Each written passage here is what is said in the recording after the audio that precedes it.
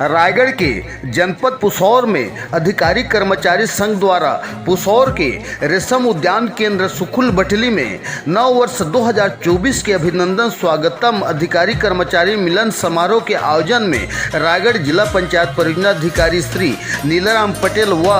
जिला रायगढ़ संयुक्त अधिकारी व तत्कालीन पुसौर मुख्य कार्यपालन अधिकारी श्री महेश पटेल पदोन्नति और निर्वाचित अधिकारी नियुक्त के खातिर में मुख्य कार्यपालन अधिकारी खरसिया के गरिमामय उपस्थिति में पुसौर जनपद अधिकारी कर्मचारी सरपंच सचिव व खंड शिक्षा विभाग गुरुजीगण के समावेश में नव वर्ष 2024 के अभिनंदन मिलन समारोह के गरिमामय आयोजन में जिला पंचायत अधिकारी वर्ग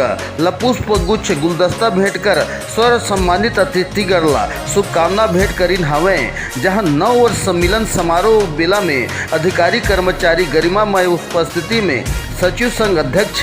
श्री लक्ष्मीनारायण साव, उपाध्यक्ष श्री शर्मा व जनपद पुसौर कर्मचारी के आयोजन में जनपद अध्यक्ष सुशील कुमार भोय, उपाध्यक्ष गोपी चौधरी, पुसौर शिक्षक संघ अध्यक्ष श्री महिपाल महंत सहित पुसौर ब्लॉक के सरपंच सचिव मनरेगा कर्मचारी के उपस्थिति में नव वर्ष मिलन